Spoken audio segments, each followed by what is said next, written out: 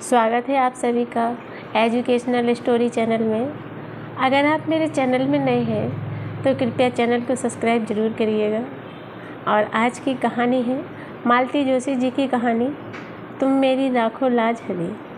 चलो तो कहानी को शुरू करते हैं। प्रतीक्षा कुछ ज़्यादा ही लंबी हो चली थी।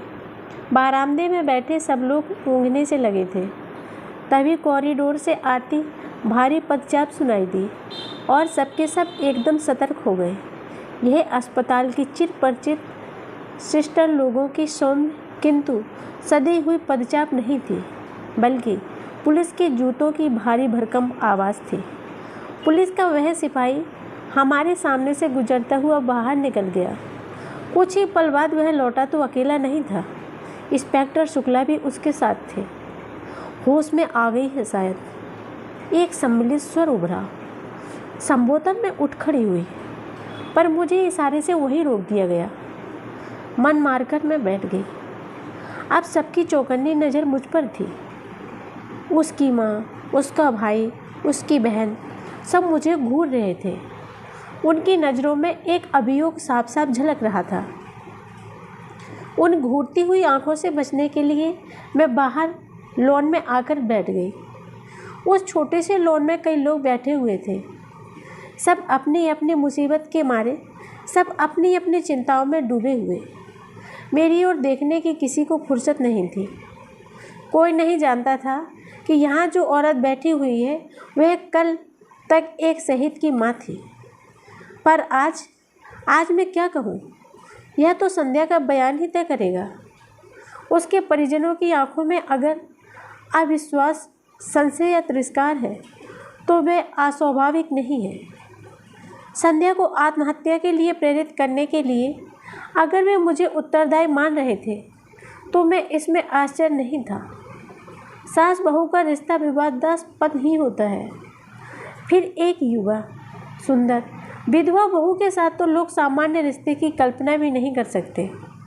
खासकर बहू के नाम पर बैंक में एक मोटी रकम जमा हो तो यह संदेह और भी गहरा जाता है। ऐसी बहू के प्रत्याहरण का मोह शायद बहुत तेरी सासों को होता है। और मुझे विश्वास था कि संध्या मुझ पर यह तोहमत नहीं लगाएगी। इतना बड़ा झूठ वह बोल नहीं सकती, लेकिन अगर वह सच बोल गई तो तब उस शर्म को मैं कैसे झेल पाऊंगी। उस सच से तो कोई भी झूठ बेहतर है। मैं तो परमात्मा से प्रति क्षण यही मना रही हूँ कि भले ही वह मुझे कटघरे में खड़ा करते, पर सच न बोले। कल सुबह से मैं यहाँ अस्पताल में बैठी हूँ। खबर पाते ही बम्बई से उसकी माँ और भाई तथा दिल्ली से उसकी बहन आ पहुँची है। मेरी बेटी सविता भी लखनऊ से चल पड़ी है। अड़ोसी पड़ोसी, नाते रिश्तेदार अस्पताल के चक्कर लगा रहे हैं। बारी बारी से आकर कुशल क्षेम पूछ रहे हैं, चाय नाश्ते की पेशकश कर रहे हैं। पर सविता के पापा सर्वसार होकर घर में ऐसे दुबक गए हैं कि एक बार झांकने भी नहीं आए। लोग समझ रहे हैं कि जवान बेटी की मृत्यु से वे इतना टूट गए हैं कि अब किसी नई त्रासदी का सामना करने की उनमें हिम्मत नहीं है। घर में बैठकर वे सबकी सहानुभूति और आदर बटोर रहे हैं और सारी जद्दोजहद से गुजरती मैं सबकी नफरत झेल रही हूँ। संदेह भरी नज़रों से छलनी हो रही हूँ। इस हादसे के बाद मैंने प्राणपण से चाहा था कि संध्या अपने परिवार में वापस लौट जाए। मैंने बार बार यह संकेत दिया था कि हमें उसके रुपए पैसे से कोई मोह नहीं है। वह सब कुछ अपने साथ ले जा सकती है। उसके वहाँ रहने पर भी इस घर पर, यहाँ की धन संपत्ति पर उसका हक बना रहेगा। अपना बुढ़ापा हम अकेले काट लेंगे। बस हमें इस जिम्मेदारी से मुक्त कीजिए। इस जिम्मेदारी के चलते तो मैं बेटे के लिए रोना भी भूल गई थी। जब उन लोगों की ओर से कोई पहल नहीं हुई तो मुझे ही निर्णय लेना पड़ा। सविता के साथ मैंने उसे पूरे साजो सामान के साथ बम्बई भेज दिया। उसके बैंक खाते के स्थानांतरण की व्यवस्था भी कर दी। लेकिन 15 दिन भी नहीं बीते थे कि वह बैरंग चिट्ठी की तरह लौट आई। साथ में उसकी माँ भी थी। संध्या ने हाथ जोड़कर कहा, बहन जी, आपका इतना बड़ा घर है, लड़की कहीं भी पड़ी रहेगी, आपकी सेवा करके ज़िंदगी गुजार देगी। यह घर तो उसी का है, वह जब चाहे यहाँ आ जा सकती है। मैंने तो आपने कुछ अच्छा ही सोचा होगा। मैं जानती हूँ घर की बात बाहर उछालनी नहीं चाहिए, पर आप तो अपनी है, आपसे क्या छिपाना। इसके पिता की मृत्यु के बाद उस घर में बहू का राज हो गया। राज क्या है, पूरा रावण राज है।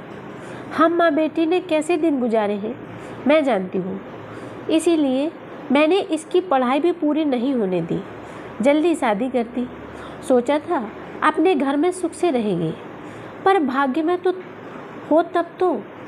उसकी शादी के खर्च को लेकर बहू जब तब ताने देती है। अब अगर वह हमेशा के लिए आ गई तो वह हमारा जीना मुश्किल कर देगी। लेकिन वहाँ रहने की ज़रूरत ही क्या है, हम लोग एक अच्छा सा फ्लैट ले लेंगे। आप उसके साथ बनी रहिए, हमें भी फिक्र नहीं रहेगी। लेकिन मैं तो सब दिन बैठी नहीं रहूँगी। उसके बाद बहन, हम भी कोई अमर पट्टा लेकर नहीं आए हैं, जाना तो हमें भी है, और जितनी जल्दी चले जाएं उतना अच्छा। पर जाने से पहले उसका ठिकाना करके जाना है। अच्छा घर वर देखकर उसकी शादी कर देनी है। इतनी बड़ी पहाड़ सी ज़िंदगी वह अकेले कैसे काटेगी। तो बहन जी, यह काम भी आप ही कर सकती हैं। भाई साहब आपके साथ हैं, मेरे पास तो कोई साधन भी नहीं है। इसके भाई भाभी लालच में आ गए तो दूसरी शादी भी नहीं होने देंगे। ज़िंदगी भर इसके पैसों पर कुंडली मारकर बैठ जाएंगे। आपको अपने बेटे पर जरा भी एतबार नहीं है। बेटा अपना है तो क्या हुआ, बहू तो पराए घर से आई है। बेटा भी अब उसी की आंख से दिखता है, उसी के कान से सुनता है। अपना दिल दिमाग सब उसने बीवी के पास गिरवी रख छोड़ा है। इसके बाद कुछ कहने का सवाल ही नहीं था। एक कोशिश मैंने और की थी, उसकी डॉक्टर बहन के सामने भी प्रस्ताव रखा था। यूँ तो वह संध्या से 10 साल बड़ी थी, पर बहन बहन ही होती है, कुछ तो लगाव होगा ही। हमारी तुलना में तो वह ज़्यादा अपनी होगी। हम लोगों का साथ ही कितना था, कुल जमा 1.5 साल। उससे भी आधे दिन वह पति के साथ या फिर पीहर में रही थी। लेकिन उसकी बहन ने भी मेरा अनुरोध स्वीकार नहीं किया। बोली, आंटी जी डॉक्टर हूँ मैं, दिन में 15 घंटे बाहर रहती हूँ, कभी कभार रात को भी जाना पड़ जाता है। इनका क्लिनिक घर पर ही है, कभी कोई ऊंच नीच हो गई तो मुसीबत होगी।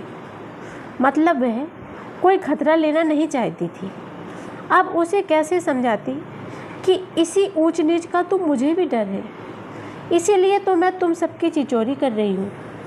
कैसे कहती कि औरत, खासकर अकेली औरत, इनकी कमजोरी है। पर अपने पति के बारे में वह सब कहना अपने आप को गाली देने जैसा है।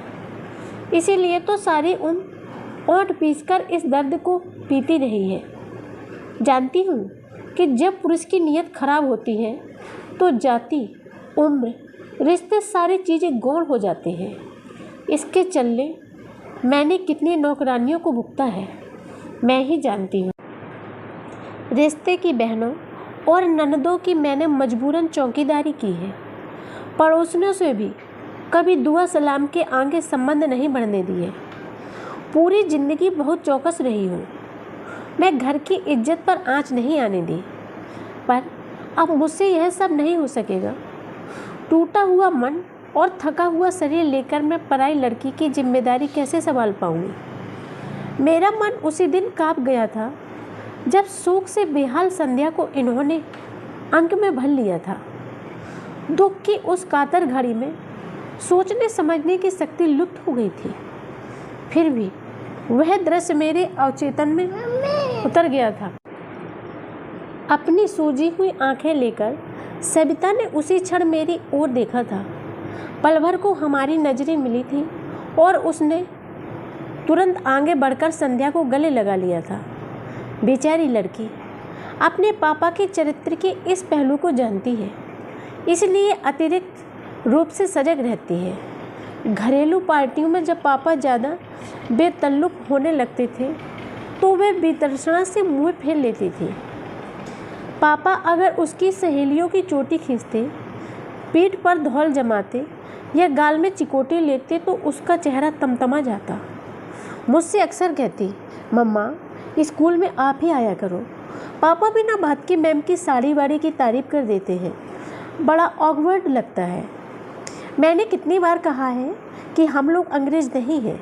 हमारे यहाँ किसी महिला के कपड़ों की तारीफ़ करना, हेयर स्टाइल या चूड़ी बिंदी पर कमेंट करना अच्छा नहीं समझा जाता।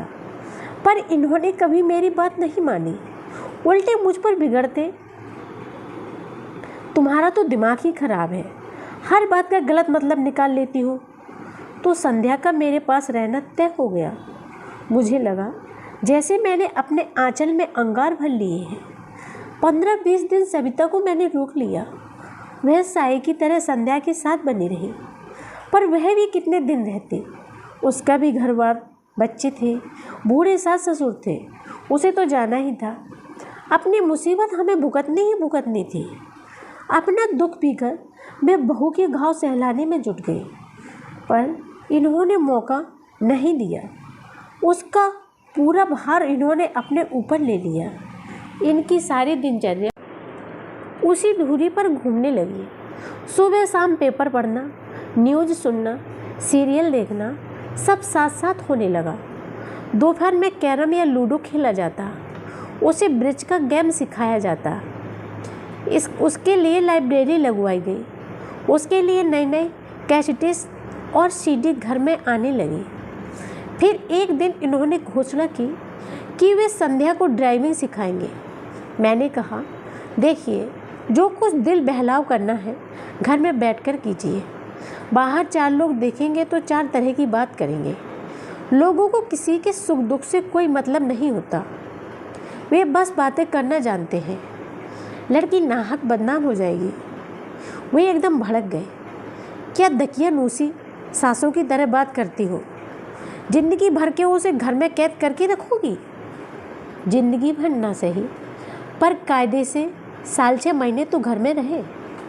फिर अपनी ही बात काट कर मैंने कहा, हम लोग उसे कॉलेज में दाखिला क्यों नहीं दिलवा दे? वह अपनी छूटी हुई पढ़ाई पूरी कर लेगी। कल को अगर नौकरी करनी हो तो हाथ में ढंग की डिग्री तो होगी। नौकरी क्यों करेगी? क्या तुम्हारे घर में उसके लिए खाने को नहीं है? ओफो, नौकरी की बात तो मैंने यूँ ही कह दी थी। मैं तो यह कह रही थी कि कॉलेज जाएगी, थोड़ा खुली हवा में सांस लेगी, हम उम्र लोगों के बीच रहेगी तो उसे भी अच्छा लगेगा। हम लाख कोशिश करें, उसकी उम्र की तो नहीं हो सकते। बल्कि मनीष की मृत्यु ने तो मुझे 10 साल और आगे लाकर पटक दिया है। लिहाजा यहीं तक हुआ। संध्या कॉलेज जाने लगी। उसे एमए इंग्लिश में दाखिला मिल गया। शाम को 5 से 6 तक एक इंटरव्यू क्लास ज्वाइन कर ली गई। दोनों जगह उसे लाने ले जाने का जिम्मा इन्होंने ले लिया। मैं कहती, उसे एक स्कूटी ले दूँ ना, इस उम्र में यह बेकार, आप कब तक ढोगे? वे कहते, मुझे और काम भी क्या है, उतना ही समय कट जाता है। आने जाने से थोड़ी ड्राइविंग भी सिखा देता हूँ। 2 व्हीलर तो मैं उसे आज ले दूँ, पर कॉलेज इतनी दूर है, उसके घर लौटने तक हमारी जान सासत में बनी रहेगी। आजकल के लड़के भी कम शरारती नहीं होते। मैं जाता हूँ तो थोड़ा रौब रहता है, ज़्यादा बदतमीजी नहीं करते। इन्होंने तो अपना वक्त बांध लिया था, पर मेरा समय काटे नहीं कटता था। 3 प्राणियों के परिवार में एकदम अकेली पड़ गई थी। गृहस्थी से मन उचट गया था, फिर भी उसे ढूंढना पड़ रहा था। भूख प्यास गायब हो गई थी, फिर भी दोनों वक्त रसोई में सिर देना पड़ता था। जिस दिन भी थोड़ी कोर कसर रह जाती, वे फौरन कहते, हम लोग तो बूढ़े प्राणी हैं, खिचड़ी खाकर भी जी लेंगे, पर इस लड़की का तो कुछ ख्याल करो, वह तो अपने मुंह से कुछ कहने से नहीं। 3-4 महीने बाद सविता फिर एक बार चली आई। लाख ससुराल में थी, पर उसका मन तो वहीं अटका हुआ था। जानती थी कि भाई की मृत्यु के बाद मम्मी पापा कितने अकेले पड़ गए हैं। आते ही बोली, मम्मा तुम्हें क्या हो गया है, बीमार हो क्या? इन 4 महीनों में तो तुम आधी भी नहीं रह गई हो। मैंने सूखी हंसी हंसकर कहा, अब इस जन्म में तो मुटाने से रही। तुम्हारा भाई मुझे ज़िंदगी भर का रोक दे गया है। 2 दिन में ही उसे सारी दिनचर्या समझ में आ गई। बोली, यह क्या बात है मम्मा, दिन भर तुम ही लगी रहती हो। इसमें नई बात क्या है? तुम्हारी शादी के बाद से तो मैं अकेले ही सब कर रही हूँ। पर अब तो घर में संध्या है, उसे तुम्हारा हाथ बटाना चाहिए। घर उसके पास समय कहाँ है? क्यों, सुबह उसका कॉलेज होता है, ठीक है, पर शाम का खाना तो बना ही सकती है ना। सच कहूँ सभी, अब उससे कुछ कहते भी संकोच होता है। लगता है वह इस घर में मेहमान है। कहने की ज़रूरत ही क्या है, उसे खुद सोचना चाहिए। शायद अब उसको भी इन चीज़ों में रस नहीं रह गया है। पहले जब आती थी मुझे रसोई में घुसने नहीं देती थी, सुबह शाम नई नई चीज़ें बनाकर खिलाती थी। अब उसका भी मन हट गया है, और ठीक भी है। यह उसकी गृहस्थी तो नहीं है, वह तो बस समय काट रही है। और सच तो यह है कि हम सब अपना समय काट रहे हैं। और ये पापा क्या कर रहे हैं? एकदम उसके ड्राइवर ही बन गए हैं। शाम का तो चलो ठीक है, पर सुबह तो अपने से जा सकती है। ना हो तो उसे एक स्कूटर ले दो। यह बात तुम उन्हीं से कहना। और सचमुच इस बार वह डरी भी नहीं, सवाल कर ही डाला।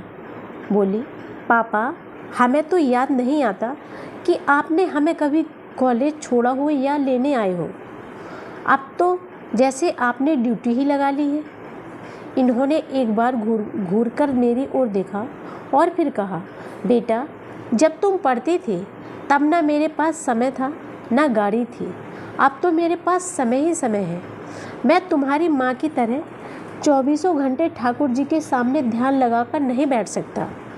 मुझे भगवान से नफरत हो गई है। सारे व्रत अनुष्ठानों पर से मेरा विश्वास उठ गया है। इसलिए मैं अपनी शांति कहीं और खोजता हूँ। एक बात और सभी, तुम्हारी अपनी एक भरी पूरी दुनिया है और यह लड़की बिल्कुल अकेली है।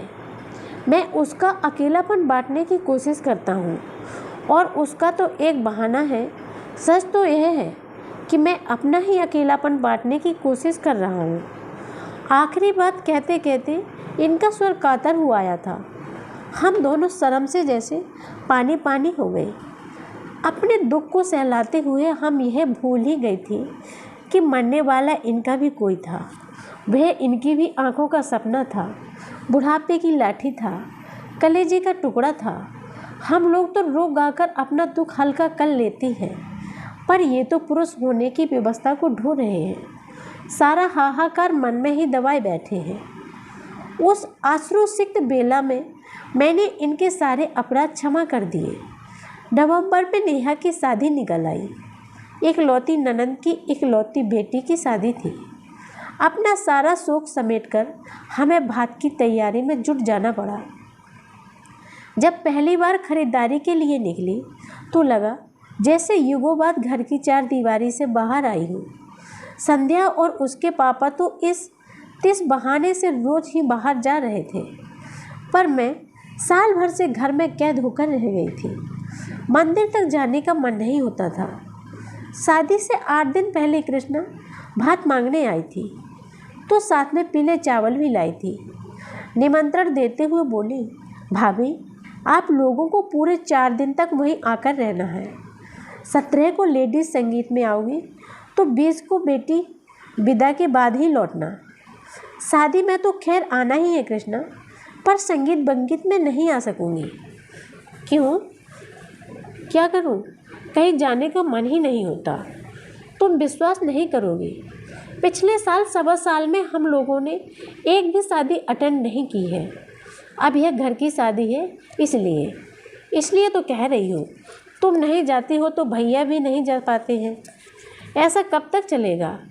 जीना है तो ज़िंदगी की कुछ शर्तें भी तो माननी होंगी। इसीलिए आग्रह कर रही हूँ कि तुम आओगी और सारे कार्यक्रम अटेंड करोगी। सच कहूँ कृष्णा, इस लड़की को घर छोड़कर कहीं जाने का मन नहीं होता। तो उसे भी लेती आओ ना, ऐसे भी तो सब जगह आती जाती रहती है। सुरेश नरेश बताते रहते हैं कि अक्सर मामा के साथ गाड़ी में दिख जाती है। ज़रूर दिख जाती होंगी। सुबह कॉलेज जाती है, शाम को कंप्यूटर क्लास जाती है। लाने ले जाने की ड्यूटी इनकी है। अब क्या करें, इतनी बड़ी ज़िंदगी उसके सामने है, कुछ ना कुछ तो करना ही पड़ेगा। हम लोग तो सब दिन बैठे नहीं रहेंगे। हाँ खैर वो तो ठीक है, कृष्णा ने जैसे उकताकर कहा, पर तुम्हें संगीत में ज़रूर आना है, नहीं तो मैं भात नहीं लूँगी कहे देती हूँ। और बहू को भी ले आना, उसका भी मन बहल जाएगा। तुम जरा अपने से कह देती, मैंने दबी जबान से कहा, पर कृष्णा ने ध्यान नहीं दिया। बहुओं को इतनी लिफ्ट देने के पक्ष में वह नहीं थी। बोली, तुम लोगों से तो कह दिया, वह क्या तुमसे अलग है? कभी कभी दो शब्द भी लोगों को कितने भारी पड़ जाते हैं। बड़ी मुश्किल से संध्या को राजी किया जा सका। उसके बाद दूसरी समस्या सामने आई। मम्मी जी, मैं क्या पहनूं? यह बात नहीं कि उसके पास कपड़ों की कमी थी, वह तो रोज़ ही बाहर जा रही थी, अपनी मनपसंद पोशाक और मनपसंद रंग पहन रही थी। मैंने कभी टोका टाकी नहीं की, मेरा तो उस ओर कभी ध्यान भी नहीं गया। पर यह प्रसंग अलग था और इस बात को संध्या भी समझती थी। वहाँ उसे एकदम बैरागिन बनाकर तो नहीं ले जाती, फिर भी कुछ सतर्कता बरतना ज़रूरी है। वहाँ तमाम जाति बिरादरी की महिलाएं होंगी, कृष्णा के ससुराल वाले भी होंगे। जरा सी चूक नहीं हुई कि सबको चर्चा के लिए विषय मिल जाएगा। अपनी सारी अलमारी खंगालकर मैंने उसके लिए मोतिया रंग की एक साड़ी निकाली। मोती मूंगे वाला एक हल्का सा सेट निकाल कर दिया। उसका सहज सौंदर्य उतने से ही खिल उठा। अपने लिए मैंने उससे भी हल्के रंग की एक चंदेरी निकाल ली। इन्होंने देखा तो बेहद नाराज हुए। तुम दोनों मेरी बहन के यहाँ मंगल गीत गाने चल रही हो या मातम करने? मैंने कहा, प्लीज़ आप हमारे बीच में ना पड़िए। 4 लोगों को बीच में ज़रा सोच समझ कर ही जाना होता है। फिर ये कुछ नहीं बोले, पर पूरे समय मुंह फुलाए रहे। हम लोग जब पहुँचे तो कार्यक्रम शुरू हो चुका था। नेहा की सहेलियाँ किसी फिल्मी गीत पर नाच रही थीं। हम लोगों के पहुँचते ही कुछ क्षण को नृत्य रुक गया। सबकी आंखें संध्या की ओर उठ गई। उन आंखों में कौतूहल था, करुणा थी, ईर्ष्या थी और उपहास भी। कृष्णा ने आगे बढ़कर मुझे अंग में भर लिया और वरिष्ठों की पंक्ति में लाकर बिठा लिया। संध्या असमंजस में थोड़ी देर तक खड़ी रही, फिर चुपचाप मेरे पास आकर बैठ गई। वहाँ इतनी सारी लड़कियाँ थीं, पर किसी ने यह नहीं कहा कि भाभी मेरे पास आकर बैठो। कृष्णा की दोनों बहुओं ने उससे बात भी नहीं की और नेहा तो मानो दूसरी दुनिया में विचर रही थी। उसकी सगाई के दिन संध्या ने ही उसे तैयार किया था, पर आज उसे हेलो कहने तक की फुर्सत नहीं थी। मुझे एक और प्रसंग याद आया। मनीष की शादी के 2 महीने बाद ही नरेश की शादी हुई थी। उस समय संध्या नई नवेली दुल्हन थी, पर सबके अनुरोध पर वह इतना अच्छा नाची थी कि मेरा कलेजा गजभर का हो गया था। और आज जैसे वह उस बिरादरी से बहिष्कृत हो गई थी। करीब 9 बजे के आसपास इन्होंने मुझे बुलाया। बोले, ये गाना बजाना तो शायद 12 बजे तक चलेगा, मैं निकलता हूँ। सुरेश या नरेश कोई तुम लोगों को छोड़ देगा।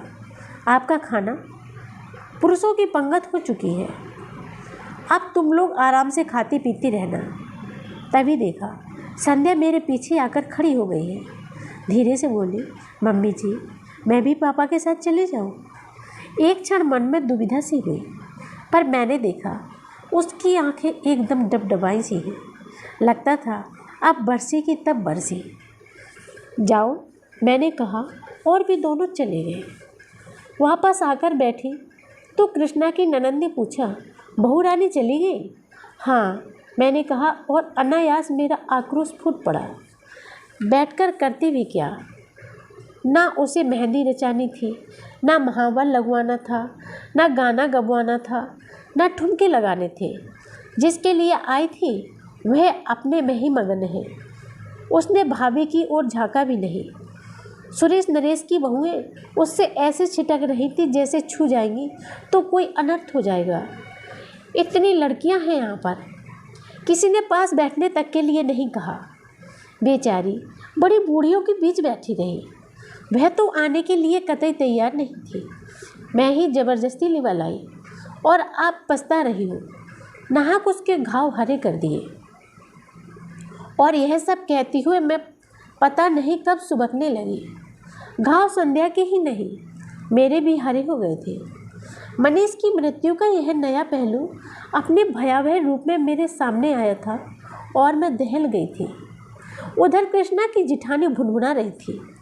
शादी वाले घर में रोकर आप शगुन कर रही हैं। इन्हें किसने बुला लिया? मैंने बुलाया है, कृष्णा ने अकड़ कर कहा। भाभी है मेरी, नहीं आ रही थी, फिर भी मैं जिद करके लाई हूँ। क्या पता था? प्लीज़ कृष्णा, मैंने उसका हाथ पकड़ लिया। मैं पहले ही बहुत शर्मिंदा हूँ, मुझे और शर्मिंदा मत करो। इसके बाद महफिल तो एक तरफ से उखड़ ही गई थी। फिर भी खाते खिलाते बाहर 12 बज गए। उन लोगों ने शादी के लिए एक बैल ले रखी थी, उसी से सबको घर घर छोड़ा। बैल बजाते हुए सोच रही थी कि ये छूटते ही पूछेंगे इतनी जल्दी कैसे आ गई। पर मैं कुछ बताऊंगी नहीं, मुझे ही डांट पड़ेगी कि वहाँ तमाशा करने की क्या ज़रूरत थी। पर इन्होंने कुछ नहीं पूछा। दरवाज़ा खोलकर चुपचाप बिस्तर पर चले गए। रोज़ 12 तक चलने वाला टीवी भी आज बंद था। कपड़े बदलते हुए देखा, इनके बाएं हाथ पर पट्टी बंधी हुई थी। मेरी पुरानी साड़ी को फाड़कर बेतरतीब सी बांधी हुई थी। यह हाथ में क्या हुआ? कट गया। कैसे? थोड़ी देर चुप रहे, फिर बोले, दरवाजे में आ गया था। दरवाजे में कैसे? इन्होंने कोई उत्तर नहीं दिया। करवट बदलकर लेट गए। ठीक तो है, जब हमें कोई तकलीफ होती है किसी की पूछताछ भी अच्छी नहीं लगती। कुछ लगाया था? डेटॉल लगाया था। इनके स्वर में बेजारी थी। बाथरूम जाते हुए देखा, खून की छींटों की एक कतार सी थी। वॉश बेसिन में भी छींटे थे। शायद पानी की धार के नीचे हाथ रखा होगा। फिर कुछ पूछने का मन हुआ, पर इनकी नाराज़गी के डर से चुप रही। बाल्टी में साबुन घोलकर मैंने पूरे फर्श पर पोंछा सा लगा दिया। पोंछा लगाते हुए अचानक याद आया, संध्या तो सो गई। पता नहीं उसने कुछ खाया कि नहीं। वहाँ से तो वैसे ही चली आई थी। पता नहीं, तुम ही पूछ लो। मुझे आश्चर्य हुआ, और दिन तो मुझसे ज़्यादा इन्हें उसकी फिक्र रहती थी। उसके सुख सुविधा का ध्यान मुझसे ज़्यादा यही रखते थे। कई बार तो इस बात पर हम लोगों की झड़प भी हो जाती थी। मैंने दोबारा इनसे कुछ पूछना ठीक नहीं समझा। खुद ही उसके कमरे में चली गई। दरवाज़ा बंद था। संध्या सो गई क्या? मैंने आवाज़ लगाई, पर शब्द जैसे मेरे मुंह में ही जम गए। संध्या के दरवाजे के पास भी खून की बूंदें थीं, जो हमारे कमरे तक चली आई थी। मेरा माथा ठनका, पर मैं कुछ नहीं बोली। चुपचाप एक बाल्टी उठा लाई और पोंछना शुरू कर दिया। उसी समय फ़ोन की घंटी बजी। ये कुछ क्षण मेरी प्रतीक्षा करते रहे, फिर उठा लिया। आवाज़ दी, कृष्णा का फ़ोन है तुम्हारे लिए। कह दो सुबह बात कर लूँगी। जानती थी इतनी रात गए उसी का फ़ोन होगा। शाम को जो कुछ हुआ उसकी सफाई देनी होगी। उस समय वह बात कितनी बड़ी लग रही थी, पर अब यहाँ जो कुछ हुआ उसके मुकाबले में वह कितनी छोटी और अर्थहीन लग उठी है। इतनी रात को फ़ोन किया है तो कोई ज़रूरी बात ही होगी। बात कर लो ना। कहते हुए एक डॉट लेस लेकर बाहर आ गए और वहीं ठिठक गए। बाल्टी पर दोनों हाथ रखकर मैं उन्हें अपलक देखती रही। एक क्षण को हमारी आंखें मिली और वे कमरे में चुपचाप लौट गए। अपना काम ख़त्म करके मैंने गेट पर बाहर के दरवाजे पर ताला डाल सारी बत्तियां बुझाईं और पलंग पर आकर बैठ गई। सोने का मन नहीं हो रहा था, बस पलंग की पार्टी पर सिर टिकाए बैठी रही। बड़ी देर बाद वह अंधेरा मुखरित हुआ। शब्द मेरे कानों से टकराए पर अर्थ कहीं खो गए। आप कुछ कह रहे थे? मैं यह कह रहा था कि मैं तो केवल उसे सांत्वना देने का प्रयास कर रहा था। वह बहुत अपसेट लग रही थी, इसलिए दिलासा देने की कोशिश कर रहा था। उसने पता नहीं क्या सोचा, एकदम गलत अर्थ ही निकाल लिया। आप यह सब मुझे क्यों बता रहे हैं? मैंने तो कुछ नहीं कहा, कुछ पूछा नहीं। अभी बाहर तुमने जिस तरह मेरी ओर देखा था, उसके बाद क्या कुछ कहना शेष रह जाता है? क्या तुम्हें आंखों की भाषा में पढ़ नहीं सकता? शायद इन्हें भी किसी किस्म की दिलासा चाहिए थी, पर मेरा मन ही नहीं हुआ। चुपचाप पीठ फेरकर लेट गई। भीतर एक अधर सा उठ रहा था। प्रश्नों के बवंडर उठ रहे थे। सांत्वना देने उसके दरवाजे तक जाने की क्या जरूरत थी? ऐसा आपने कर दिया कि उसे आपके मुंह पर दरवाज़ा बंद करना पड़ा। ऐसी आक्रामक को वह कभी नहीं थी। और आप कह रहे थे कि उसने गलत सोच लिया। इस बचकाने विधान को मैं कैसे मान लूँ? कोई भी औरत इस मामले में गलती कर ही नहीं सकती। छोटी बच्ची भी इस स्पर्श की भाषा को बखूबी समझती है। फिर चाहे वह स्पर्श नौकर का हो, दोस्त का हो, सहकर्मी का हो, औरत इसे परखने में कभी गलती नहीं करती। ईश्वर ने स्त्री को यह अद्भुत सहज ज्ञान प्रदान किया है। भीड़ की धक्कापेल में भी वह हर स्पर्श को समझ से परिभाषित कर सकती है। और ये कह रहे हैं कि उसने गलत सोच लिया होगा। ईश्वर करे ऐसा ही हो। उस रात में मना रही थी कि वह यहीं ठहर जाए, इस रात की सुबह कभी न हो और मुझे संध्या का सामना न करना पड़े। पर अपना चाहा सब कहाँ होता है।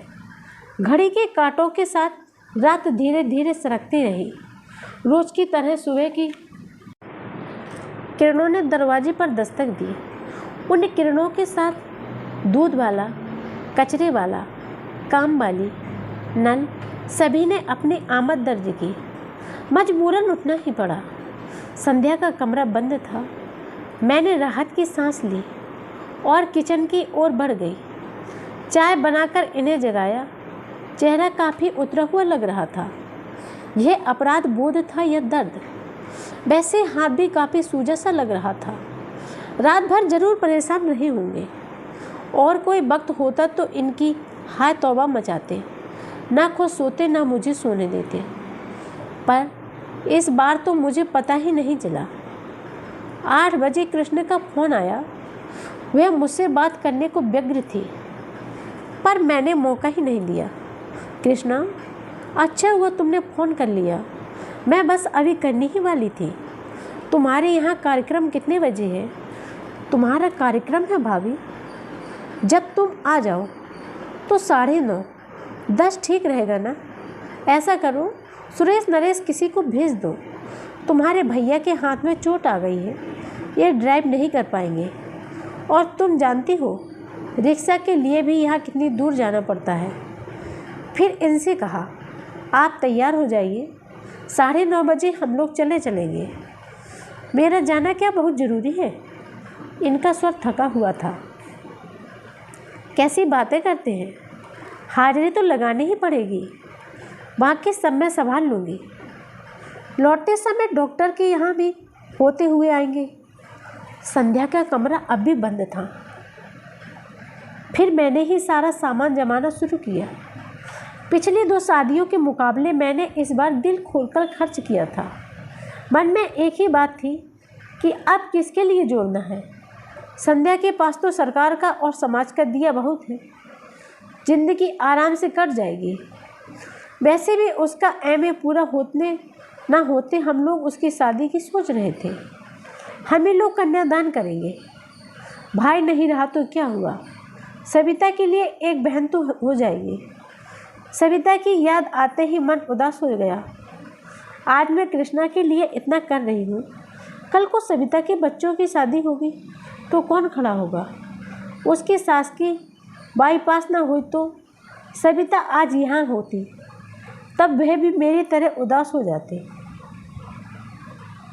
ठीक 9 बजे नरेश गाड़ी लेकर आया। संध्या का कमरा तब भी बंद था। जब तक ये तैयार हुए, मैंने और नरेश ने मिलकर पूरा सामान गाड़ी में जमा दिया। जाने से पहले इसे जगा तो दूँ, कहकर मैंने संध्या के दरवाजे पर दस्तक दी। 2-4 आवाज़ें भी दी, पर कोई जवाब नहीं आया। क्या बात है, इतनी देर तक तो कभी सोती नहीं है। पहली बार मुझे थोड़ी चिंता हुई। नरेश कल रात वहीं से लौटकर कमरे में जो गई है तो बाहर ही नहीं निकली। कहीं तबीयत तो खराब नहीं है? नरेश का चेहरा फक पड़ गया। आजीजी के स्वर में बोला, मामी जी, कुछ ऐसी वैसी बात तो हो गई तो प्लीज़ हमारा नाम मत लीजिएगा। मम्मी बात बता रही थी कि कल कुछ लफड़ा हो गया था। आप तो जानती हैं, शादी विवाह में यह सब चलता ही रहता है। वह बोलता जा रहा था और मेरा दिमाग ऐसी वैसी बात पर ही अटका हुआ था। ऐसी वैसी बात का मतलब, पर उसके कुछ कहने के पहले ही मतलब मेरे मन मस्तिष्क में कौंध गया। आशंका से मैं काँप उठी। नरेश, किसी तरह दरवाज़ा खुलवाओ। वह कैसे बुलवाता। उसने कंधों से धक्का दिया। घुटनों से जोर लगाकर दरवाज़ा टस से मुस नहीं हुआ। फिर उसने कहा, स्क्रू ड्राइवर हो तो दीजिए, मैं बोल्ट खोलने की कोशिश करता हूँ। तो दरवाज़ा तोड़ दो। मेरा धैर्य अब टूट चुका था। अनिष्टा की आशंका से मैं सहम गई थी, पर दरवाज़ा तोड़ना क्या इतना आसान था? मैं, नरेश, मेहरी सब जोर आजमा रहे थे। मोगरी, हथौड़ी सबका उपयोग हो रहा था। शोर सुनकर पड़ोस के शुक्ला जी भी आ गए। उनकी भी मदद ली गई। बड़ी देर बाद थोड़ी सी फौक मिली तो धड़कते हुए दिल से मैंने सबसे पहले पंखे का मुआयना किया। वह बंद था, फिर भी मैं राहत की सांस नहीं ले सकी, क्योंकि कमरे का सन्नाटा बड़ा अशुभ लग रहा था। बड़ी देर बाद दरवाज़ा भरभरा कर गिरा तो हम सब लोग तेज़ी से भीतर दाखिल हुए। पलंग पर वह निस्पंद लेटी थी। कृष्णा के यहाँ से लौटकर उसने कपड़े भी नहीं बदले थे। नींद की गोलियाँ की शीशे सिरहाने खाली पड़ी थी। इसके बाद का घटनाक्रम एक दुस्वप्न की तरह था। हम अस्पताल दर अस्पताल भटके, पर हर जगह भर्ती करने से इनकार कर दिया गया। आखिरकार मजबूरन सरकारी अस्पताल की शरण लेनी पड़ी। फिर पुलिस आई, संध्या के पास पहरा बिठा दिया गया। सबके बयान हुए। पड़ोसियों के, रिश्तेदारों से, उसके सहपाठियों से पूछताछ हुई। उसके भाई बहनों को फ़ोन किया। बेचारा नरेश इस हंगामे के बीच मामा जी की पट्टी करवा लाया था। पता चला 3 उंगलियों में हेयर लाइन क्रैक है और छोटी उंगली का एकदम कचूमर ही निकल गया है। अच्छा हुआ कि इस समय सबका ध्यान संध्या की ओर था। इनके एक्सीडेंट के बारे में किसी ने उत्सुकता नहीं दर्शाई, नहीं तो किसको क्या क्या कैफियत देती। नरेश के जाने के बाद एक बात याद आई। घर में सब दरवाजे के साथ जोर आजमाइश हो रही थी। ये आंखें बंद किए आराम कुर्सी में चुपचाप लेटे हुए थे। जब हम लोग संध्या को उठाकर बाहर ला रहे थे, तब भी इन्होंने सिर उठाकर या आँख खोलकर नहीं देखा। इस बात को अब 24 घंटे से ज़्यादा बीत चुके हैं, शायद 28 घंटे। तब से मैं अस्पताल में ही बैठी हूँ। इतनी देर तक मैं ईश्वर से लगातार संध्या के जीवन की भीख मांग रही थी, और अब जबकि वह होश में आ गई है, मैं मना रही हूँ कि वह भले ही मुझे कटघरे में खड़ा कर दे, पर सच ना बोले। मुझे जेल की सलाखों के पीछे रहना मंजूर है, पर इस उम्र में यह शर्म बर्दाश्त नहीं कर पाऊँगी। आंटी जी, मैं अपने विचारों में इस कदर खोई थी कि इस आवाज़ को पहचानने में थोड़ा समय लगा। सिर उठाकर देखा, संध्या की बहन खड़ी थी। आप यहाँ बैठी हैं, फिर आपके लिए हमने पूरा अस्पताल छान मारा। उसका स्वर एकदम शांत था और मैंने गौर किया, चेहरा भी तनाव रहित था। फिर भी मैंने डरते डरते पूछा, संध्या कैसी है? आप खतरे से बाहर हैं, पर कमजोरी तो अभी रहेगी। चलिए ना, आपको बहुत याद कर रही है।